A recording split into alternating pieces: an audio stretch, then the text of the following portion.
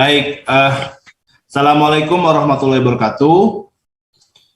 Selamat pagi menjelang siang, salam sejahtera dan salam sehat untuk kita semua.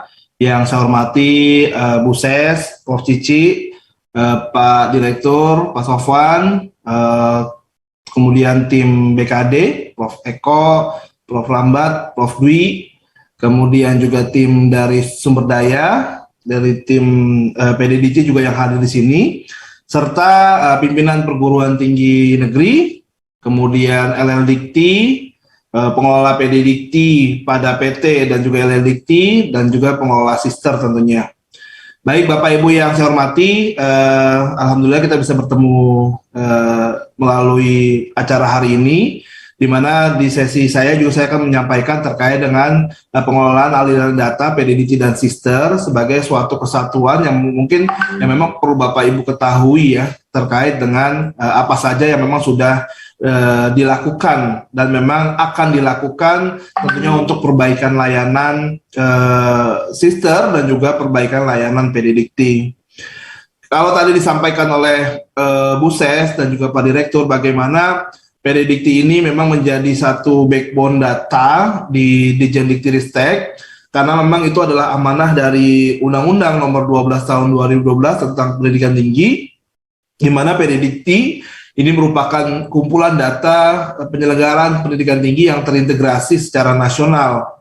Maka dari itu memang sejak kita menghimpun data-data dari Epsbed pada tahun 2002, kemudian kita berubah menjadi PDDikti pada tahun 2014 sampai dengan sekarang, kita terus berupaya agar data-data pokok dan data referensi ini bisa digunakan seluas-luasnya, baik untuk internal maupun eksternal di Ditjendiktiristek. Ya memang saat ini, Bapak Ibu semuanya saya hormati, ini PDDikti memang sudah semakin banyak digunakan, sehingga tentunya salah satu dampaknya adalah tentunya beban kerja para pengelola data di perguruan tinggi ya, baik itu pengelola PDDikti dan juga mungkin pengelola sister gitu ya. Nah, semangat inilah yang juga kita bawa dalam layanan sister BKD. Bagaimana kita diharapkan mampu mensuplai data-data dosen, data-data pembelajaran yang memang sudah dikumpulkan oleh perguruan tinggi, sehingga ketika perguruan tinggi punya kewajiban untuk mengumpulkan data yang valid, data-data itulah yang akan kita supply kepada semua yang membutuhkan, termasuk di sister BKD ini. Tadi sudah dijelaskan oleh Mas Tito bagaimana proses sinkronisasi sister ke PDDikti. Ya saat ini memang kita ketahui bersama bahwa sister ini merupakan aplikasi client base yang diinstal oleh masing-masing perguruan tinggi, kemudian melakukan sinkronisasi ke sister pusat, dan juga nanti ujung-ujungnya adalah bagaimana sister pusat juga melakukan sinkronisasi dengan database PDDikti. Itu yang kita lakukan selama ini. Tetapi memang pada tahun lalu kita mencoba melengkapi satu puzzle yang hilang, yaitu API sister ya. Di mana pada Agustus tahun 2021 lalu kami merilis API sister, sehingga dalam rangka pengumpulan data portofolio itu perguruan tinggi itu sudah bisa mengumpulkan data melalui API tersebut, melalui fungsi tersebut seperti yang tadi disampaikan oleh Mas Tito. Bagaimana memang saat ini kita masih berupaya untuk mengelola ini gitu ya, bagaimana tadi API portofolio itu bisa digunakan sehingga beban kerja dosen itu dalam rangka mengumpulkan data itu bisa sedikit demi sedikit dikurangi, karena kami juga mengetahui bahwa beberapa perguruan tinggi sudah mengelola datanya di tingkat internal, dan harapan kami juga menggunakan standar yang sama seperti standar di pusat, agar ketika memang ada konektivitas dan juga bagaimana kita melakukan integrasi, data-data itu bisa segera dialirkan. API sister ini juga kemarin kita rilis dengan nama codename API Portfolio Sister karena memang masih bertujuan untuk mengisi portofolio ya, yang sebenarnya tadi itu saya yakin di sistem internal kampus sudah banyak dilakukan gitu ya. Dan memang kami menghadirkan dua versi, yaitu versi basic dan versi pro, di mana versi basic itu memang data yang dikumpulkan itu juga masih melalui proses usulan atau harus diverifikasi oleh tingkatan PT sampai dengan pusat. Tapi juga ada versi yang selanjutnya yaitu WS Pro, di mana kami memberikan kepercayaan kepada perguruan tinggi, tentunya dengan syarat-syarat tertentu, sehingga data-data yang diinput oleh perguruan tinggi itu bisa langsung masuk ke dalam database portofolio, ya. Karena kami yakin di internal perguruan tinggi itu juga sudah dijalankan mekanisme verifikasi dan validasi, dosen juga sudah terlibat langsung di sana mengetahui data-datanya, dan pihak kampus pun sudah punya role tersendiri terhadap bagaimana menjamin kualitas data tersebut. Memang tidak semua perguruan tinggi dapat menggunakan itu. Di draft pertama memang disampaikan bahwa PT yang bisa menggunakan adalah PT yang berakreditasi A atau unggul, kemudian laporan PDDT beberapa semester terkait ke belakang sudah bagus, dan nanti juga bisa diharuskan untuk mengisi surat pernyataan tanggung jawab mutlak oleh pimpinan PT yang akan berlaku selama beberapa waktu tertentu. Jadi dengan harapan kami tadi itu bagaimana data-data yang sudah dihimpun dari sistem PT ini bisa dialirkan ke Sister dan juga nanti bisa dialirkan ke PDDT, sehingga harapannya mengurangi beban kerja dosen. Nah, kita juga untuk API ini kita mau lanjut ke step yang selanjutnya, seperti tadi disampaikan oleh Mas Tito, kita ada PR API Sister BKD, gitu ya. Karena kami juga sudah mengidentifikasi ada beberapa perguruan tinggi, terutama perguruan tinggi besar yang memang sudah punya sistem BKD sendiri di internal masing-masing, dan juga termasuk LLDikti, ya. Jadi sehingga bagaimana kita juga menyamakan standar-standarnya sehingga data-data itu juga bisa dialirkan. Ya, selama itu belum rampung, tentunya Bapak Ibu mengikuti arahan dan kebijakan yang berlaku di sumber daya. Ya.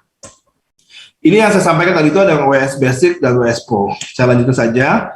Nah, mengenai sinkronisasi data sistem dan PDDikti, yang pertama tentunya bagaimana PDDikti itu adalah tempat lahirnya data pokok, ya.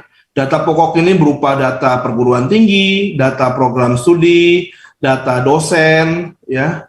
Jadi benar-benar bagaimana ketika kita melakukan pemrosesan registrasi dosen, ya, perubahan nomor, update data pokok, dan juga riwayat Japfung itu memang dilakukan juga salah satunya melalui laman PDDikti atau PDDikti admin. Fokusnya mungkin bisa ke arah registrasi dosen, bagaimana memang dosen-dosen ini sumbernya adalah dari PDDikti sehingga bisa dimanfaatkan di Sister. Tidak mungkin ada tiba-tiba dosen baru di Sister tanpa melalui PDDikti. Dan begitu pula sebenarnya pada tahun 2018 ketika kami juga berkoordinasi dengan Direktorat Jenderal Sumber Daya, kala itu kami masih di Pusdatin, memang ada beberapa data-data yang memang akhirnya kita alirkan kepada Sister ini, termasuk data-data pengajaran dan pembimbingan mahasiswa, di mana pada PDDikti Feeder versi 4 ya, itu kita sajikan bagaimana perguruan tinggi itu bisa mengumpulkan data aktivitas sehingga bisa melaporkan siapa saja akhirnya dosen yang membimbing mahasiswa, baik itu untuk KKN, kerja praktek, kompetisi, dan juga bisa juga melakukan pendataan riwayat pengujian, baik untuk misalnya skripsi, disertasi, tesis, dan lain-lain. Yang kami harap ketika data-data pengajaran, data-data pembelajaran ini dikumpulkan di PDDikti, itu sudah bisa digunakan juga seluas-luasnya oleh banyak pihak, termasuk di Sister BKD ini. Jadi itulah memang sekarang sedang dan masih terjadi, yaitu sinkronisasi Sister PDDikti, terutama untuk data dosen dan juga data pembelajaran, ya. Walaupun memang di beberapa bulan terakhir ini, bulan Maret kemarin kami merilis aplikasi baru yaitu NeoFeeder, dan ini merupakan hal yang harus kami lakukan perubahan ini, tetapi memang masih belum mulus dilakukan ya. Sampai dengan hari ini kami merilis patch terbaru 1.05 guna untuk melancarkan proses sinkronisasi dari perguruan tinggi ke PDDikti.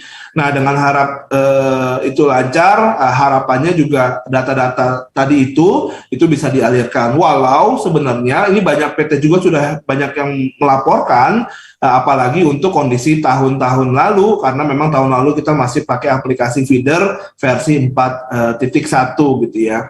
Dan insya Allah minggu depan juga kita akan adakan workshop dengan PTN dan LLDT khusus untuk membahas aplikasi NeoFeeder ini, sehingga ketika mungkin nanti ada masalah-masalah dan juga nanti ada masukan-masukan dari Bapak Ibu semua yang merupakan pengelola PDDikti, itu bisa kita diskusikan pada acara tersebut gitu ya.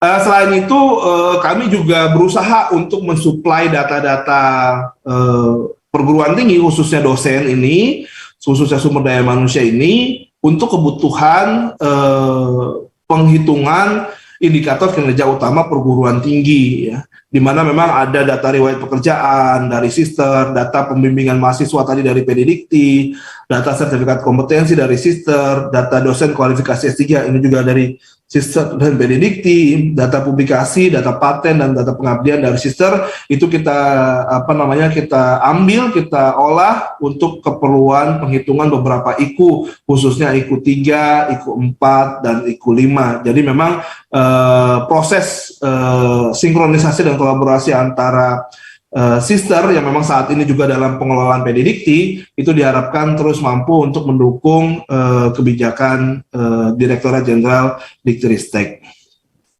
Nah, inilah adalah tampilan pendataan aktivitas mengajar gitu ya. Ini tampilannya kebetulan sudah kita update pada NeoFeeder, tetapi pada feeder sebenarnya sudah ada juga bagaimana dosen itu diharapkan didatakan riwayat mengajarnya ya. Pada periode pelaporan lampau ya, itu kelas-kelas ini merupakan pendataan memang wajib gitu ya, pendataan wajib, sehingga di zaman dulu itu bisa saja ada dosen-dosen yang sudah punya nomor akhirnya didatakan padahal dia tidak mengajar gitu ya. Nah, itu sudah kita rubah sejak PDDikti ini rilis tahun 2014, di mana memang belum wajib gitu ya sampai si dosennya itu mendapatkan nomor, apakah itu NIDN atau NIDK ataupun bahkan NUP gitu ya, sehingga ketika sudah punya nomor baru bisa didatakan riwayat mengajarnya. Nah, tetapi dewasa ini kami melihat banyak juga dosen-dosen yang belum didatakan aktivitas mengajarnya gitu ya. Jadi kami melihat dari 300.000 dosen ada sekitar 30% data terakhir itu ada yang memang tidak kelihatan aktivitas mengajarnya. Nah, ini kita juga sedang telusuri kenapa memang tidak mengajar dalam beberapa semester. Kecurigaan kami adalah memang ada beberapa perguruan tinggi yang memang hanya mengisikan nama-nama untuk keperluan mungkin pendirian atau mungkin akreditasi, padahal di lapangan mungkin tidak pernah mengajar. Nah, itu yang kita coba analisa lebih lanjut terkait dengan aktivitas mengajar ini.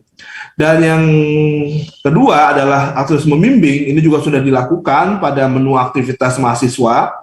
Jadi walaupun namanya aktivitas mahasiswa, sebenarnya menu ini tuh dihadirkan untuk keperluan Sister ya. Kala itu mungkin pada zaman tahun 2018 itu kita adakan, karena disitulah nanti ada pendataan siapa dosen membimbing ya, siapa dosen yang menguji gitu ya, dan dosen membimbing ini juga bahkan kita gunakan untuk penghitungan IKU 3 khususnya untuk dosen yang membimbing mahasiswa berprestasi nasional. Jadi data-data ini memang sebenarnya sudah masuk sejak 2018, namun karena sifatnya non-mandatori banyak perguruan tinggi yang masih miss terhadap hal-hal tersebut ya, sampai dengan nanti mungkin kita jadikan mandatori ataupun kita lihat persentase pelaporannya terhadap data-data tersebut. Dan dengan harap pada pertemuan ini ya kita bisa melakukan evaluasi juga. Silakan saja Bapak Ibu nanti memberikan masukan terkait dengan apa yang sudah kita lakukan di PDDikti, dan nanti kita akan coba perbaiki juga di pelaksanaannya.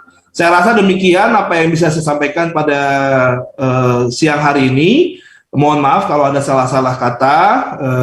Bila taufiq hidayah, wassalamualaikum warahmatullahi wabarakatuh. Selamat siang.